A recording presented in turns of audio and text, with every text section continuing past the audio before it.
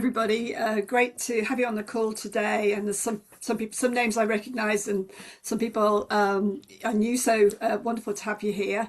As I say, I'm just going to give a short introduction and then mainly hand over to Jamie, who is going to really tell you in more depth about our work around this. But Jamie, if you could just move to the next slide.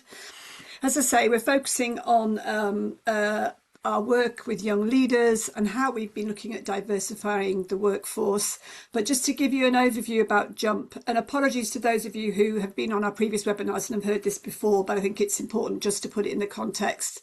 So JUMP was one of 12 local delivery pilots testing and learning around a whole system place-based approach to tackling inactivity, and we focused on children aged 5 to 14 and their families in an area of socioeconomic disadvantage.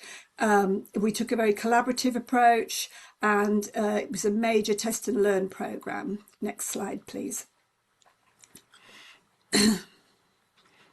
So just to say a little bit about the community we were working with. So we're 30,000 children in this area of Bradford, and 2/3 of our children were not active enough to benefit their health. And the inequalities, when you looked at gender and ethnicity, were really stark. So our white British children were all more active than our South Asian children, and girls were less active than boys. And only 6% of our South Asian girls were active enough to benefit their health. So it was a really big focus on how do we really support our ethnically diverse communities and how do we support girls. That was really drove the kind of the heart of the work. Next slide, please.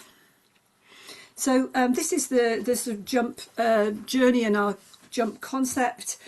JUMP stands for Join Us, Move, Play, and was very much about encouraging children and families to find simple, low-cost, no-cost ways to move and play, and about that behaviour change approach, but also very definitely whole systems. So we were working both with individual children and families, in communities, with organisations, making changes to the environment and embedding physical activity in policy and strategy. And our work evolved out of both a sort of evidence base, but also deep insight with our communities, and we co-produced every element of the programme with our communities. So we had 14 work streams, and obviously we're only going to touch on one of them today, but it was a really key one, which was our JUMP Leads programme, which was about developing young leaders. And we knew and really believed that unless our leaders reflect the communities we're trying to reach, we simply won't have the impact. So a big focus on South Asian women and girls in our work, but also just generally about a really inclusive approach, so that we actually really reflected all of our communities who were had the biggest inequalities to address. So next slide, please. The JUMP programme had a kind of world-leading controlled trial, and the results of our controlled trial showed an improvement of 70 minutes per week. 70 minutes per week of children's physical activity compared to children outside the JUMP area. And this is actually the biggest improvement that has been seen in a population level study around children's physical activity. So we were really proud to see the impact it's had. And it wasn't just about changes within the school environment, it was very much beyond school. So you can see there we made a 22 minutes on average reduction in inactivity on weekends, and it really goes to show that our communities, really given the right support, even communities with the biggest challenges and the biggest inequalities, can make changes in their lives in terms of children's physical activity. Next slide, please. So obviously loads more to say about JUMP, but many of you will have heard this before, so I just want to signpost you again to the JUMP Resource Hub, where there are films and information and resources and more in-depth research around the JUMP's 14 different work streams. But today, as I say, we're focusing on JUMP Leads, which was a really key aspect of the work. And I'm going to hand over now to Jamie to tell you a little bit more about that. But before I do that, I just want to share with you one film, which is a short film about Sahar, who is one of our JUMP leads, and I think helps to capture and sort of bring to life the work.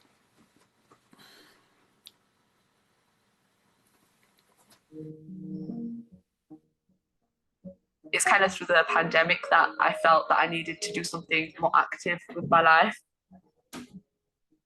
I don't have a massive fitness background, but thanks to Jump, they provided me with qualifications that now mean that I'm a running coach and I have other fitness qualifications as well. I'm really lucky to have had a good upbringing in my community. So I just want to give something back to the area that I grew up in. And I'm also inspired by the possibility of change.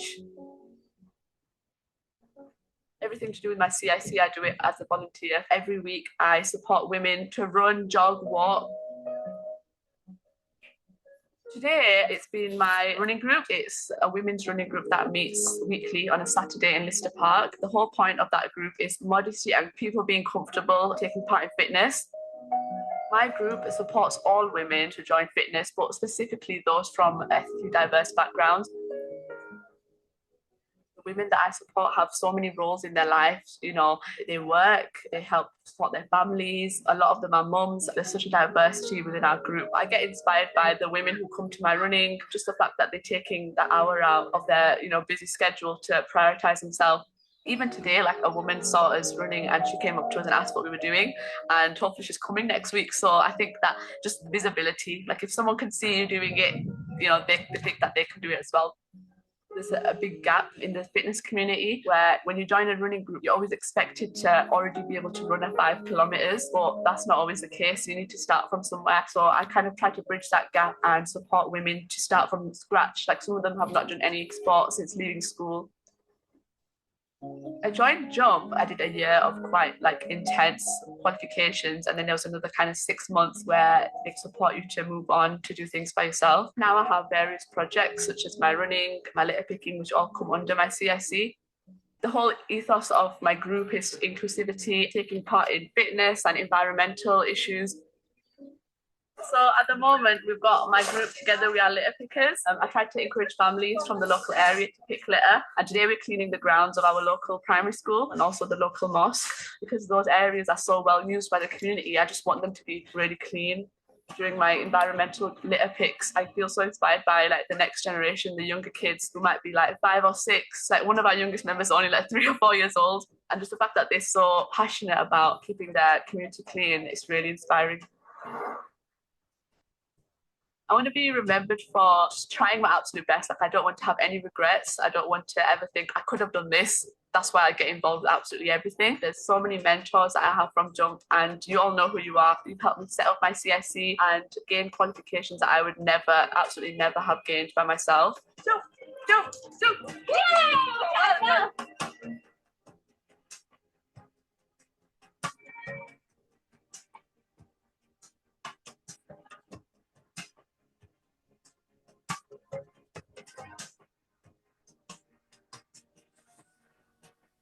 So hopefully you managed to hear that okay. We'll put the link in the chat just in case you were struggling with the sound. But yeah, I'm going to hand over to Jamie now to tell you a bit more about the work we've been doing around young leaders. Yeah, wicked. Thanks a lot for that, Jan. Just before I start, can just check that you can hear me okay? Someone just confirm. Yeah. Cool. All right. Yeah, thanks a lot for that introduction, Jan. So as Jan's mentioned, my name's and Devan's mentioned, my name's Jamie Crowther. I'm a research fellow at Born in Bradford. Predominant focus of my work is around at Born in Bradford, and prior to joining Born in Bradford has been around youth development in and around sport and physical activity. And the majority of my work at Born in Bradford is around young leaders development. When I started at Born in Bradford, I was working on the Jump Leads program that was mentioned in Sahar's video. I actually started on the second iteration of that program. And the program involved working with young people from the local community, aged 16 to 25, to develop them and upskill them as physical activity leaders, to try and increase that representation and relatability within the physical activity workforce, and also to provide young people with the skills that can hopefully support their participation in physical activity, and also add a valid component to the Jump program. There's a publication out about an evaluation of that program, which we can post the link to at some point. It's not featured in this slide because this is about some follow-on work predominantly, but there is a publication out about that talks about the successes and learning from the program. One of the key things that came out of that program was the value of representation and relatability within the physical activity, within jump leads, sorry, and how that benefits the physical activity landscape within Bradford. So it's one thing that stuck with me through that program was I remember it quite clearly was a young person talking to me about the value of having a South Asian girl wearing a hijab, standing at the front of a physical activity session, delivering that to that session, that content to other young people who are from the cultures that wear hijabs and that kind of cultural dress, and how that increased. There was an sense that increased the accessibility of the session and also led to a feeling of cultural safety within the session. And there's some good outcomes from that program. Some of those young people have gone on to do more leadership work, more volunteering, more employment, but also slightly away from that, it actually provided an opportunity for some young people to kind of save resources to support their own futures. I think there's one of the guys that was involved in the program actually saved his payments and was putting that towards a deposit on the house. So, and I'm saying that to highlight the fact that the program was about the young people as much as it was about the jump program. So moving on to Leaders Like Us. So Leaders Like Us is an offshoot of jump leads, and it's kind of a follow-on program. The motivation for the program will become clear as I go through the presentation. But essentially, it was our thinking that there was good work was happening with physical activity leadership development with young people, but we felt that there was missed opportunities for engaging different demographics, different groups of young people, and broadly speaking, young people from those groups that we term underserved groups, often referred to as hard to reach or terms of the like. So we wanted to do some work. We saw an opportunity to do some work to develop some resources, some learning around supporting programs to increase representation, accessibility, and equity within physical activity leaders programs. And I just want to go back to something that Sahar mentioned in the video that we've just shared. I don't know if anybody remembers. She said a quote about a woman saw her and her group running, and that motivated her to get involved in running. Or even just think about the opportunity of getting involved in running. And that's the kind of thread that we're looking to kind of develop and explore, is how can we get more young people visible and represented within that workspace. So I'm going to move on to Leaders Like Us now. I've been a bit ambitious with this, and I'm going to try to tell it as a story.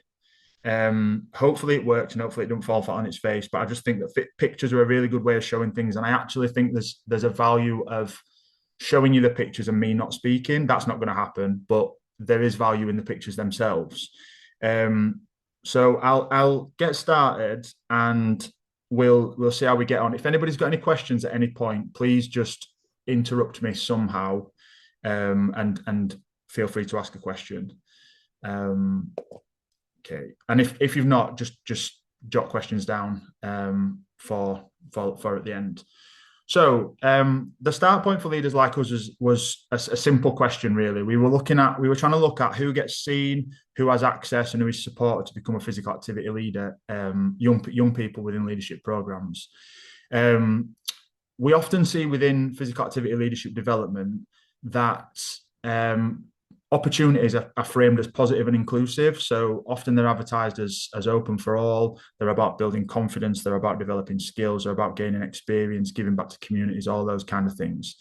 But one thing we wanted to explore through this project was where are the gaps, who's been missed, and who's not getting access to those existing opportunities. And we wanted to recognize that there's differences between availability and accessibility. So it's not necessarily about creating more opportunities, more programs, more provision. It's about looking at things that are happening and thinking about tweaks that we can make to those to develop and deliver them in a way that makes sense for the young people we're trying to work with, and also for young people that are not traditionally involved or not historically being involved in those programs. And we're doing this based on the idea that we think that representation can reduce inequalities in physical activity participation, and also that we think some of the mechanisms for recruitment are some of the recommendations for recruitment and access are kind of program design issues that we think with small tweaks can be adjusted to make those programs more accessible. So I forgot to caveat this with the pictures in this. Most of the pictures in this presentation are hand drawn by myself. Well, I say, yeah, they're hand drawn. They're digital drawings. So what we find is, or what we've kind of found is that within programs, there's a notion that the program is open for all and that anybody can access it. And what tends to happen is, or what we're seeing happening is that in reality, there's a lot of gatekeeping, and there's a lot of kind of selection of young people based on predetermined criteria of what a young leader can and should what a leader can and should be. And a lot of that is based on kind of masculinized ideas of leadership, and also the notion of sort of funneling sporty and active girls in this particular example into leadership development as an opportunity for them. And what we're looking at and suggesting is that there's value in having very broad and diverse groups of young women involved in physical activity leadership. So when we looked more closely at the routes into leadership, which I'll get onto in a second when I talk about the methods, we found that prior to program starting, there was already some closing of the door to young people. So some young people are connected through schools, some are connected through youth clubs, youth organisations, some are selected by coaches, teachers, or trusted adults. But what that does is miss the ones that are not traditionally seen as visible within those spaces. And we've been developing work and the toolkit is about sort of trying to dismantle that and look at different ways to sort of highlight the value of engaging and working with different groups of young people. So you'll see in the next, if you remember from the first image, there was a poster in the background that said leadership opportunities open for all. But what we've seen as we've gone through the pictures is that this is about a gatekeeper or a teacher speaking to a particular young girl who we would suggest looks traditionally sporty, and sort of asking them to be involved in physical activity.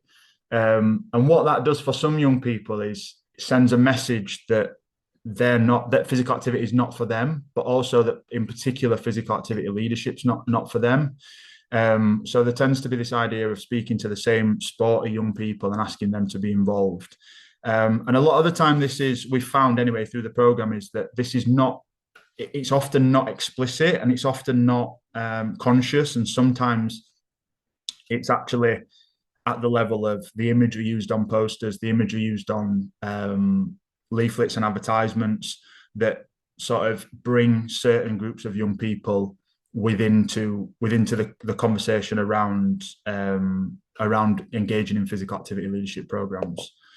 So again, just to reiterate that there's what we've seen is that sometimes young people, and this is a kind of a thread that runs through the research, and we'll highlight this later on, is that sometimes young people have to prove or demonstrate that leadership opportunities within this space are for them.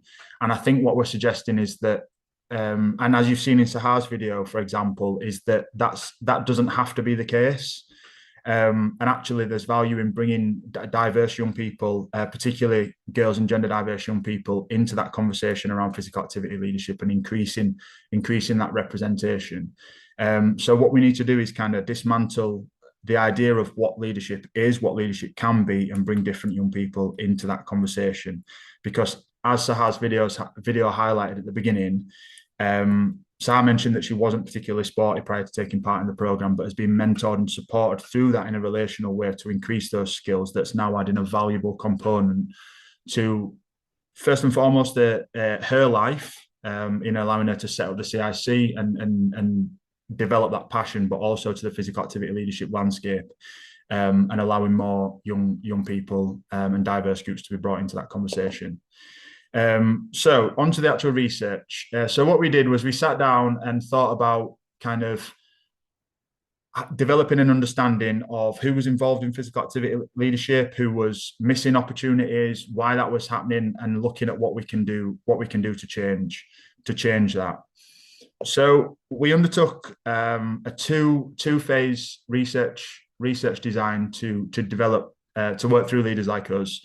We undertook a systematic mapping exercise, which essentially what we did was sat down and had conversations with organisations from up and down England to understand who programmes were targeting, what the mechanisms were for recruitment, where those programmes were being delivered, what the support mechanisms were in the program. So what's happening once a young person's come into a program, how are they being supported to develop and work through that program, and what are the intended outcomes? So what do we actually mean by developing physical activity leadership? What are the things we're promoting? Once we'd done that, we engaged in focus groups with practitioners to essentially to interrogate the findings, and kind of contrast what we'd heard from different groups and think about maybe how things work different in different contexts. And we spoke to 41 practitioners from a broad range of organisations that all had experience working with young leaders in a leadership capacity. And then phase two was the major component of the work, was a co-production exercise. We worked with sport development and youth leadership practitioners from across England, some of whom I'm pleased to see are on this call, to work at developing a toolkit that we can put out there and we think can be used by people to at least think about equity, accessibility, and inclusion within their work. So the mapping showed that there's quite a lot of programs out there. There's quite a lot of programs happening. There's a lot of good work. A lot of programs that are happening are nested within larger programs. So, for example, Street Games and Leadership Skills Foundation were delivering a lot of programs, and the programs that we mapped were sitting within that. But essentially, what that was telling us was that there was a lot of work happening out there. And I think it's important to be clear. I'm not necessarily sure how to word this the best way possible, but what it's important to be clear that we weren't looking for bad examples of accessibility, inclusion, accessibility, all those kind of things. We were essentially just looking to understand what was happening and then work with practitioners to maybe think about different ways that things could happen in practice. So we found information about those programs. We mapped it on a database, which is a fancy word of saying I inputted it into Excel, and we developed that understanding of what was happening out there in the real world. So there's a lot of we found a heck of a lot. I suppose the headline finding for me was that there's little support offered for people once they're in programs, and also at the point of recruitment, which basically told us that there was an expectation that people needed to be resourced and needed to be self-sufficient to be involved in programs. And also we found that not many programs were specifically designed for girls, and when they were often designed from based on one specific characteristic. So, for example, we might have a program that was looking to work with South Asian girls, and very few programs were taking an intersectional perspective on how they work with those young people. If you'd like to find more information about that, there is we have got a published paper out about that piece of work, and there's a QR code there to find it and download it. It is free to access, so if anybody's interested at all, I would encourage you to do that. And what I would say is that there's a lot of infographics in that picture, so you don't need to read a lot of academic texts to get something out of the article. There's a way that you can engage with it without that. I've mentioned these already, so I'm just going to skip over these slides and get to the co-production bit, if that's okay. So what we did from as findings is we implemented that into a co-production process. The co-production process was predominantly engaged in by young people, and we tried to foreground their experience within that. So we engaged young people from Bradford. We spent a full day with them, getting their perspectives on what could be in the toolkit, how we can develop the work, and so on.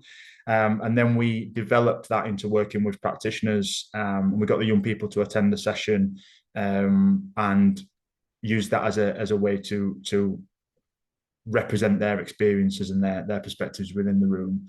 And then the final part of the work has been undertaken predominantly by young people, which has been reviewing the toolkit and developing it into what it is now, which I'll hopefully get onto in a second. So so as you can see here, we engaged with young people and centered their experiences.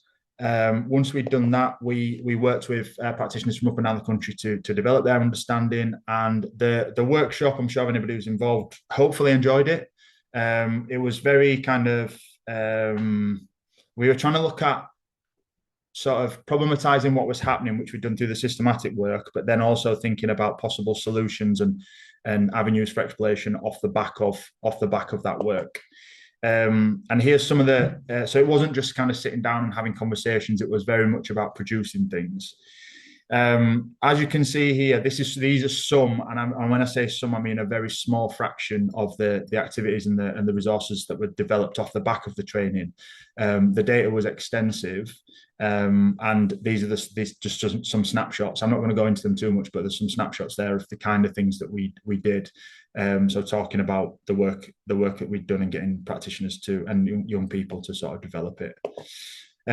So moving on to the toolkit. So at the end of that process, we were left with, or we developed a toolkit that features 11 principles, and they're going to follow on the next slide, which we see as the through line positioning the kind of what, why, and how of what we're doing. So it's the principle states what in the toolkit, the principle states what the group think that people should be doing, why they think they should be doing that, and then also a kind of a roadmap or a blueprint of how that can be achieved. There's a profile library. So the profile library outlines how to work with some ideas about how to work with different groups of girls within physical activity leadership. It outlines different definitions of what leadership may mean to different communities, how that can be, mechanisms of how that can be facilitated within a program, support mechanisms that may be sort of needed for specific groups. And I have heard from some practitioners already that they were very surprised at the kind of, it's by no means an exhaustive profile library, but they were very kind of surprised to the extent of the different groups that were within the profile library. And there were some groups in there that they'd just not thought about at all to date, which is obviously great to hear.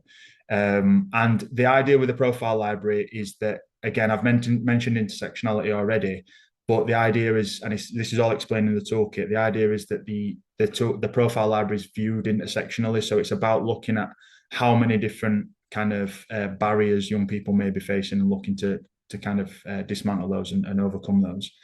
And the component tools are practical to what we think are practical tools on how to implement the principles. So I can't think of the exact name of any of them off the top of my head, but there's stuff like, kind of reflective practice tools, data like auditing tools for programs to understand their reach and inclusion, very practical tools that can be used by people to develop their program and their work.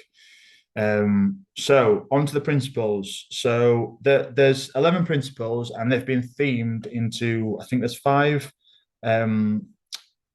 themes. So the first, and I'm not going to talk about the principles in depth. I'm going to talk about the theme.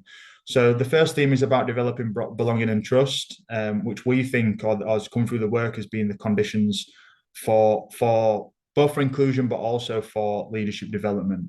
So essentially the message with these components is about what principle one says really is about developing belonging before developing leadership. So it's about making sure that young people feel safe, confident, at home within a program. They relate to people. They relate to the people who are delivering the program. They feel safe and confident. The reason for this is because a lot of the time, what we're talking about, and as Sahar's video showed, is that we're looking to engage young people who don't necessarily have a natural connection to physical activity. So if we think about that as a narrative, it's really difficult to try to get a young person to go out and lead physical activity if it's not something that they already connect to. So we need to develop a soft entry to that. And the first part of that, and I would say the most significant component, would be developing that belonging and trust. So getting those young people, investing time in getting those young people to enjoy and relate to physical activity before trying to encourage them to go out and be part of the workforce. The second step is about providing support and accessibility, so positioning equity as an infrastructure issue and not as a personal deficit, I suppose, for want of a better word. So I think it's fair to say that everybody, regardless of what your position is, faces barriers accessing whatever they're accessing. So that can be, things down to equipment. It can be things down to timing. It can be things down to confidence, feelings of being tired, all those kind of things. They're just general barriers that people face. But there's also more complex and more kind of individualized barriers that people face. So we may be working with young women who are young mums or young carers, or young people, particularly given the 16 to 25 age group, who may be engaging in this provision in and around work, university, home life, cultural and religious responsibilities, all that kind of stuff. So the message is to try sort of think about what can we do as a program to help overcome and reduce those barriers. The next step, which feeds into that, is about focus on system change and power dynamics, and not fixing or shifting young people to fit programs. So again, this is about turning the mirror on the program and on the practitioners delivering the program, and understanding what can we do to try engage a young person. If you think about this in the context of neurodivergence, for example, there's often sometimes you hear people say, people are too loud, or people are too, I just don't know how to work with them, or they're not engaged. Some examples we've heard are they don't respond to text messages, they don't answer phone calls, all those kind of things. We're suggesting that in those situations, the mirror should be turned back on the program and back on the practitioner to say, okay, we acknowledge that that's not the case. We can try work around that by thinking about different ways that we can engage with that young person, different ways that we can support them to work in a way that works for them. I'm not saying that's easy, but I'm saying it's something we should be looking to work towards. So the second to last theme is about sort of designing for real lives and intersecting identities. So I've mentioned intersectionality a couple of times, and this is really about understanding that no one person is one. We can't reduce one person or one group of people to one thing.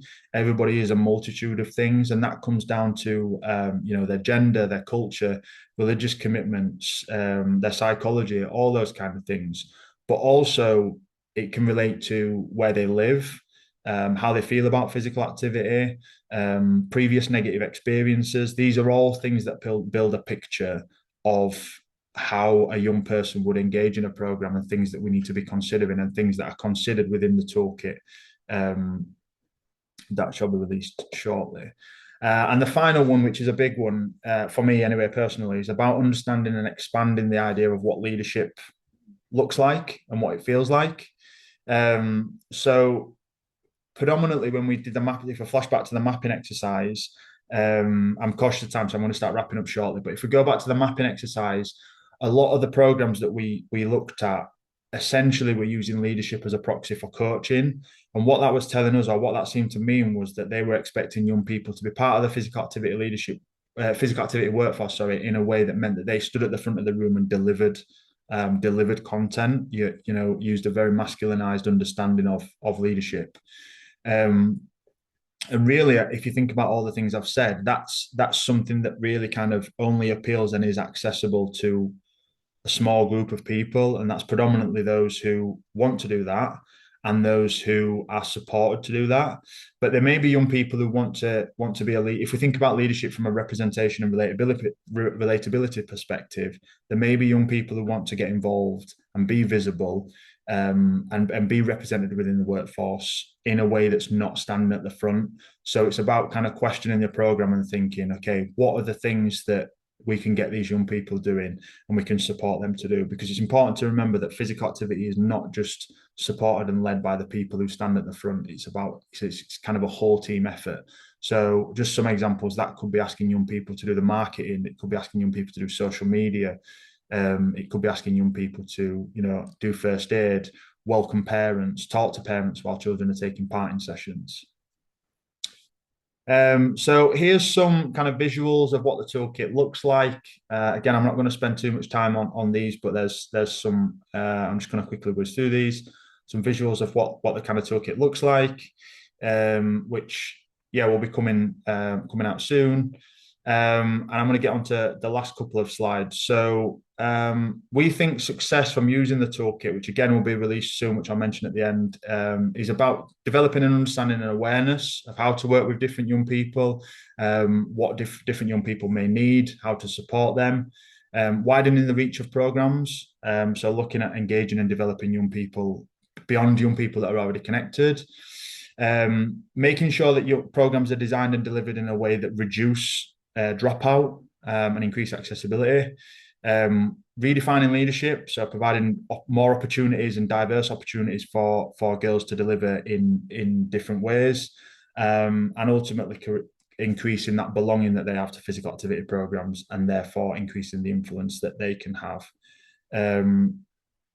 And I'm going to quickly whiz through some more hand-drawn images.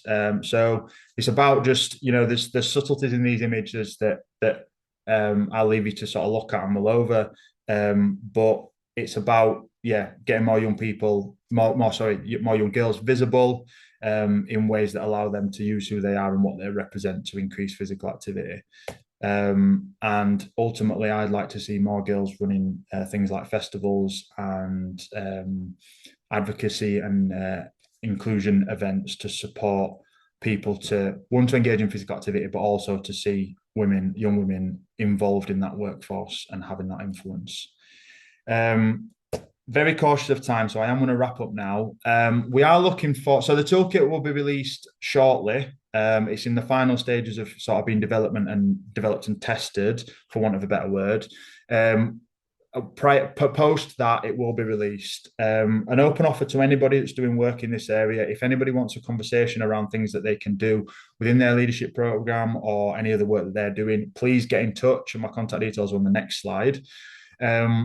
Before that, there's a QR code here to express interest in reviewing the toolkit. So we're looking for, at this point, I'm looking for sort of 4, 5, 6 people to sit down for an hour and have a meeting with myself to kind of look at what we've produced and interrogate it and ask questions about it and think about it. So if anybody wants to do that, please scan the QR code and fill in the expression of interest. And lastly, there's my contact details there, and I'm more than happy for anybody to get in touch and ask a question, and we can jump on a call and have a chat, and I'll try my best to help in any way I can. But for now, thanks a lot for listening. I hope you've enjoyed it, and if you've got any questions, I will be happy to try answer them. Thank you, Jamie. That was brilliant. I think a really, really inspiring piece of work that's built off the back of, where we started with Jump and taking it to the next level. So really wonderful. Divine, do you want to pick up on our questions? Yes, our questions and answer portion now is open. So if you've got any question, please raise your hand. If you can't find the hand button in Zoom, just type your questions on the chat and I will answer it.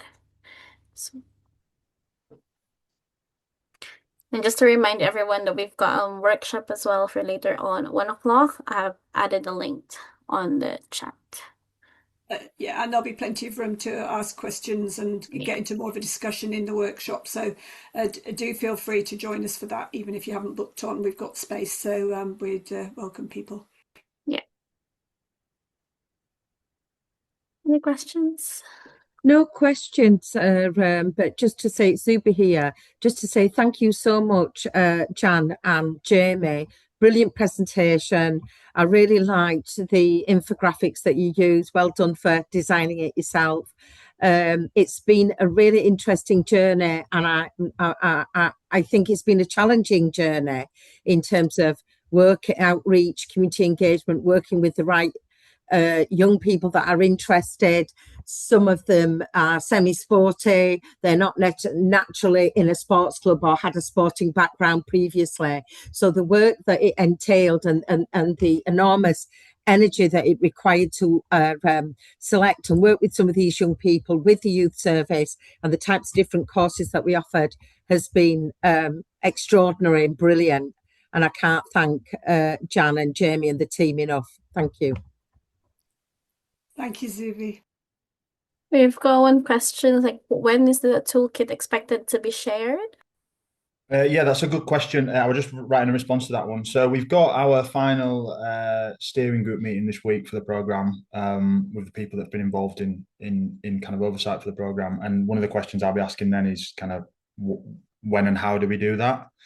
I mean, it's pretty much ready to go beyond. It's a huge document which has various components. It's pretty much ready to go, I think, beyond asking someone to review the spelling and grammar because of the size of it. It's easy to miss a lot of things. So I'm hoping by the end of August, really. So yeah, but by the end of summer. Yeah, and I'll be updating on my LinkedIn about kind of as and when that will be. So yeah, it's pretty much there. It just needs kind of sign off, I suppose, for want of a better word. Thank you, Jamie. And also we got another question. With the place-based approach aiming encouraging multiple partners locally, have you seen success or appetite to broader connections with sports or partners that young people have initiated? Sorry, I was just reading that again.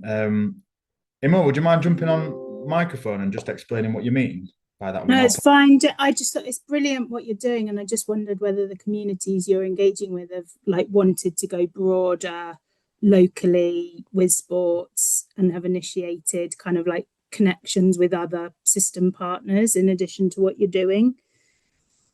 Like so for instance, with community clubs and that side, in addition to all of the stuff, have you seen a particular appetite in one sport, or is it just multiple? I think I would say that so across Jump Leeds was not necessarily delivered by sport organisations. There was only one. So the Street Games kind of managed the delivery of the programme, and then it was delivered by one local sports organisation, but the rest was delivered more by non-sport organisations. And I do talk about that within the paper that we published about the kind of challenges and opportunities that facilitates. But the young people have been all involved in it. Obviously, we're not. We haven't kind of tracked them post program.